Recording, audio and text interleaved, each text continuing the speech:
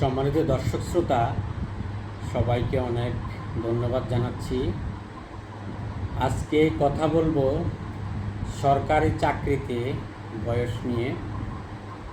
আসলে সরকারি চাকরিতে বয়স, এটা গত কয়েক বছর থেকে এই বিষয়টা নিয়ে আলোচনা হচ্ছে। গত সরকারের আমলে, গত আওয়ামী লীগ সরকারের আমলেও কিন্তু এটা নিয়ে কিন্তু আন্দোলন হয়েছিল।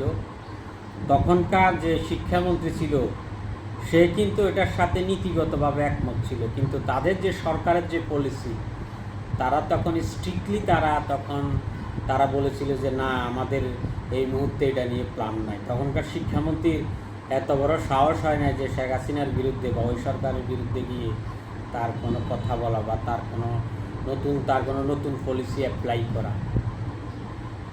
আর এখন এটা নিয়ে আন্দোলন হচ্ছে, যেহেতু ইউনূস সরকার, যেহেতু ছাত্রদের আন্দোলনের কারণে সে ক্ষমতা আসছে, একটা বিপ্লব বা গণ অভ্যুত্থান হোয়াটএভার যাই হয়েছে, এখন এই দাবিটা নিয়ে তারা আরও জোরালোভাবে তারা মাঠে নেমেছে যে চাকরিতে বয়সসীমা, চাকরিতে প্রবেশের সর্বশেষ বয়সসীমা 35, এই টপিক নিয়ে।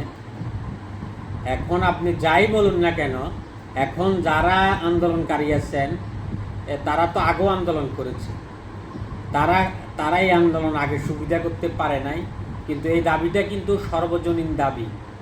এখন আপনি যদি এটা বলেন যে এটা সরকার বিরোধী, এখন সরকার বিরোধী হলেও কিন্তু ওটাতে কিন্তু এই টপিকই কিন্তু সবাই স্বার্থ আছে। একজন লোক যে বৈষম্য বিরোধী আন্দোলন ছিল সেও এটা লাগবে, যে বিএনপি ছিল তারও লাগবে, যে জামাত ছিল, হেফাজত ছিল, আওয়ামী লীগ ছিল, সবাই এখানে স্বার্থ জড়িত। এর জন্য লজিক্যালি এটার একটা সলিউশন করা লাগবে। এখন আসলে বাস্তবিকভাবে যদি আমরা দেখি, আসলে কি চাকরির বয়স কি 35 হওয়া উচিত?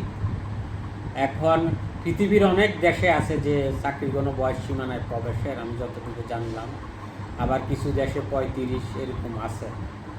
এখন বাংলাদেশের প্রেক্ষাপটে হ্যাঁ, এখন আপনি যদি মোটা দাগে আমরা যদি দেখি, তাহলে কিন্তু ওইটা কম, 30 বছর হচ্ছে কম। যদি আমরা যদি পাবলিক ইউনিভার্সিটি যদি হিসাব করি, অনেক পাবলিক ইউনিভার্সিটিতে অনেক সময় আপনার 4 বছরে ইয়া 6-7 বছরও লেগে যায় অনেক সময় অনার্স শেষ বা মাস্টার শেষ করতে করতে।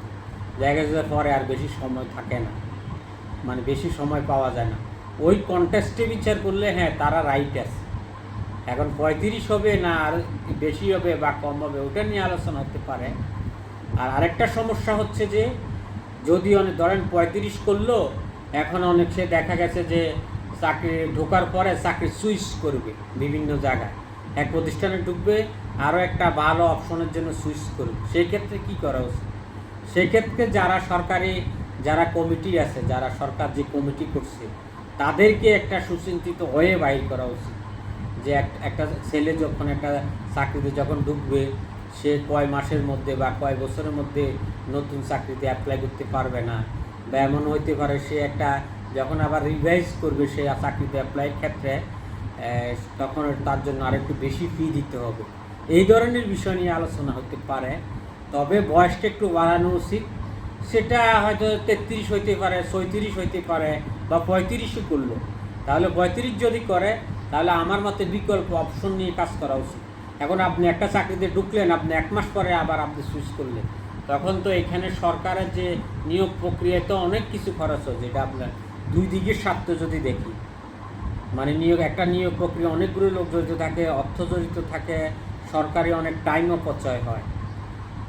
এগুলো বিবেচনা করে আমরা মনে করি দুইটার একটা সমন্বয়ে তাদের দাবি যুক্তি, আবার বেশি বাড়ানোর ফলে যদি নিয়ম নীতি যে রেগুলেশন যদি সঠিকভাবে যদি না হয়, তাহলে ওইখানেও সমস্যা আছে।